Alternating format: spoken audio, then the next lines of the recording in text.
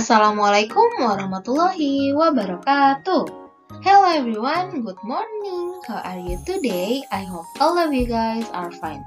Welcome back to YouTube channel Mitnuri to Miss Dia. Hari ini kembali lagi kita akan belajar tema 8,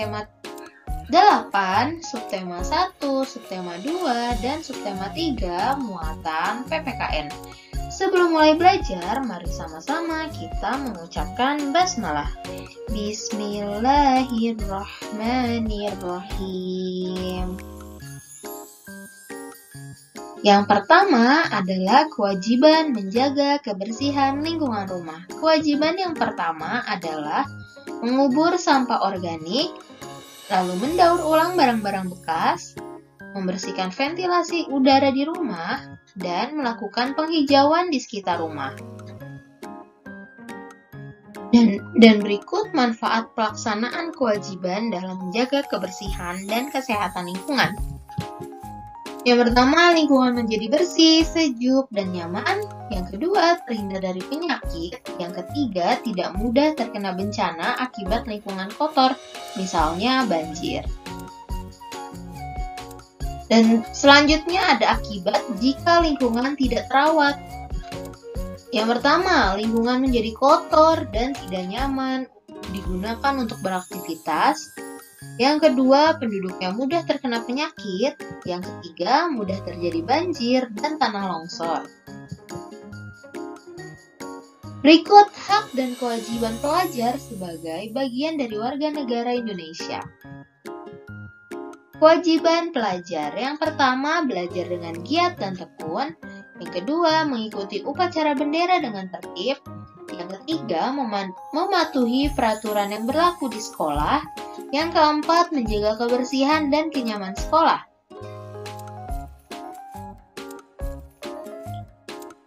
Setelah melaksanakan kewajiban, siswa dapat memperoleh haknya. Haknya yaitu yang pertama, mendapatkan pengajaran dari guru, mendapatkan nilai ulangan sesuai usahanya, menggunakan fasilitas sekolah, dan menikmati suasana belajar yang nyaman. Berikut manfaat melaksanakan kewajiban sebagai pelajar. Yang pertama, menjadi siswa yang cerdas dan ikut melaksanakan tujuan nasional. Yang kedua, menciptakan hubungan yang harmonis dengan guru. Yang ketiga, akan tercipta kenyamanan dalam proses belajar dan mengajar. Yang keempat, menyembunyikan dan membiasakan sikap taat aturan serta disiplin. Berikut hak dan kewajiban warga negara untuk hidup layak. Setiap warga negara di Indonesia berhak hidup dengan layak.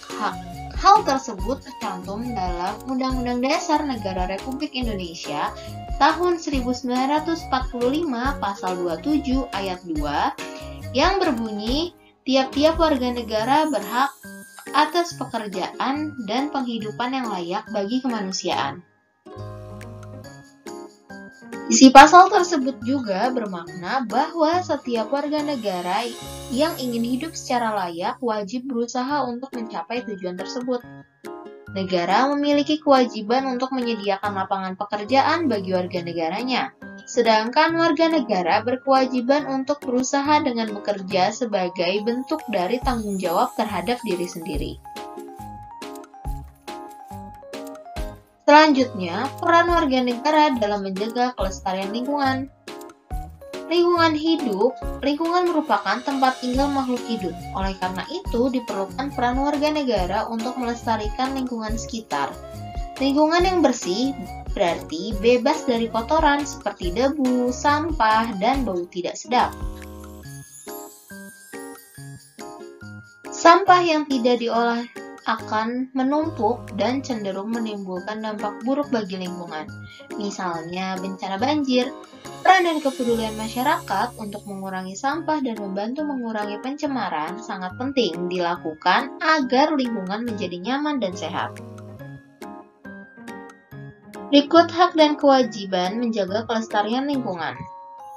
Setiap warga negara memiliki hak yang sama untuk hidup di lingkungan yang bersih dan sehat. Oleh karena itu, setiap warga negara berkewajiban untuk menjaga kebersihan dan kelestarian lingkungan.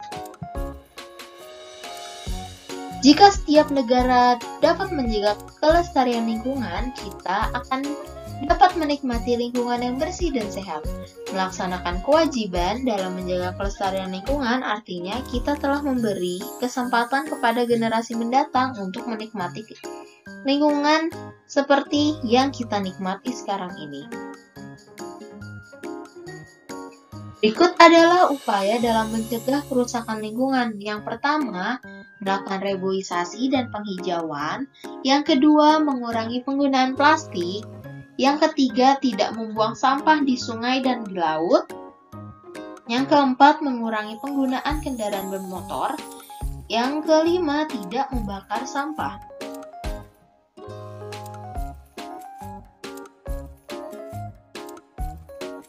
Ayo perhatikan kondisi lingkungan berikut. Deskripsi gambar. Pada gambar berikut, sungai penuh dengan sampah. Air sungai menjadi warna gelap. Aliran air sungai juga terganggu. Hak masyarakat yang tidak terpenuhi adalah mendapatkan air bersih.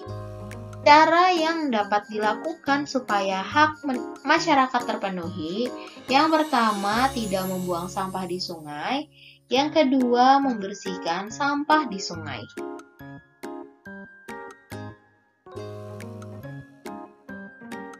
Masih perhatikan gambar. Yang kedua ada gambar, deskripsinya yaitu kendaraan bermotor mengeluarkan banyak udara kotor. Udara di sekitar jalan tercemar.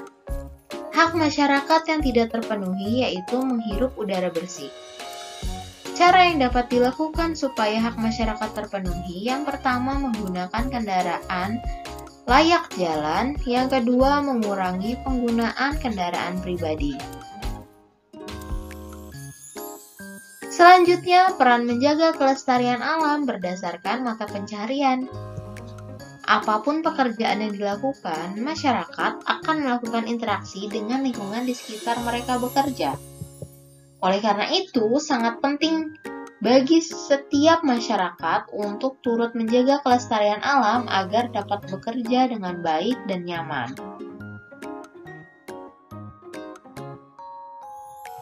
Berikut adalah peran menjaga kelestarian alam berdasarkan mata pencaharian.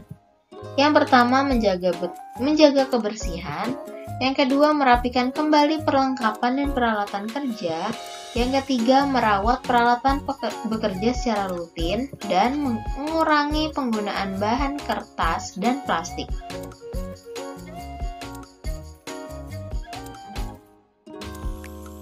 Jika peran tersebut dilakukan masyarakat, maka kelestarian alam dan lingkungan pekerjaan akan terjaga dengan baik dan pekerjaan pun akan berjalan dengan lancar. Selanjutnya, hak dan kewajiban dalam kegiatan berkelompok.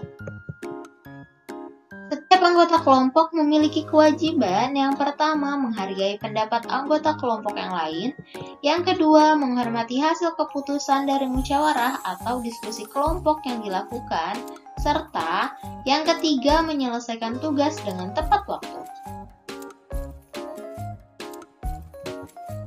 Jika semua anggota kelompok menjalankan hak dan kewajiban dalam melaksanakan tugas kelompok, maka seluruh anggota kelompok dapat bekerja dalam kelompok dengan nyaman. Selanjutnya, kewajiban anak di sekolah.